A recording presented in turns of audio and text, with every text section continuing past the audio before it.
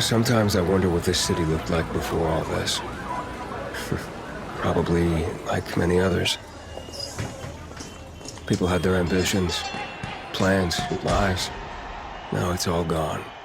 The virus started it, but it was the people who made the world the way it is. This city, Villador. They tell me they had a vision. They had hope. But soon, one vision broke into many different ones.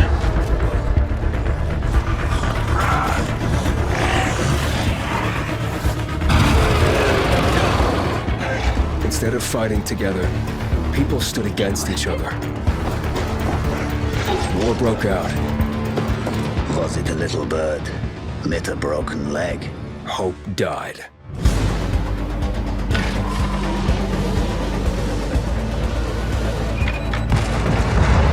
Now the city is falling. Each time we strike down an enemy, we absorb their strength. But I can't let that happen. At least, not yet. I need the secrets the city holds. Fuck! Hey! Still some rats here! I have to pick a side. The Bazaar needs good people. You're doing great so far. I have to make a difference. Let's check and see.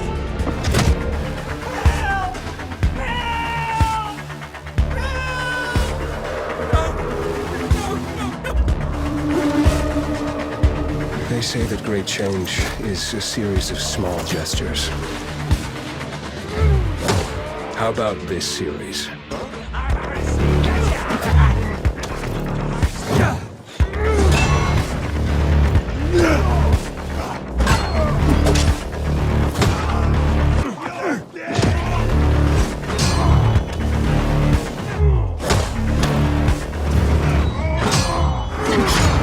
Is all hope really gone? We'll see about that.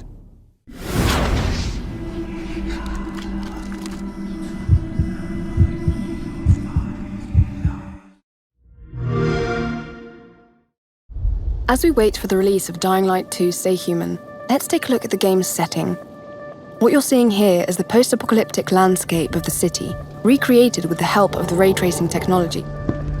Ray tracing makes the game more photorealistic and lets us account for details like the angular size of the sun in the sky. That's why shadows cast by objects in the game are identical to what we see in real life.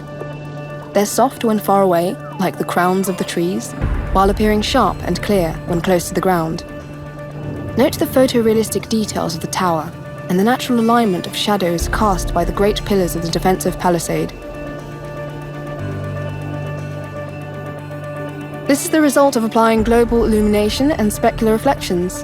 The building on the left reflects sunlight, while the puddle shows us exact and stable reflections of other buildings.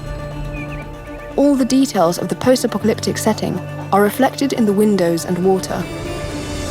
The experience is completed by the play of light and shadow on the building's facade. Note the subtle shading created by the ambient occlusion effect, or the reflections in the glass panes that change with the movements of the camera. Open-work structures are a challenge for ray tracing. Thanks to advanced denoisers, the end result is stable despite the minimum number of rays per pixel. Performance meets fidelity here.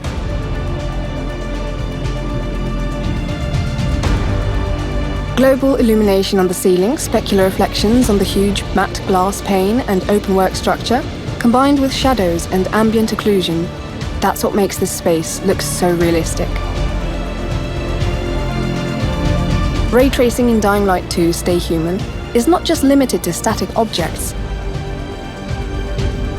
Within each frame, calculations are made to account for animations of dynamic objects, such as trees, characters, and moving textiles. We hope you enjoyed this short presentation. We can't wait to share our game with you on December 7th.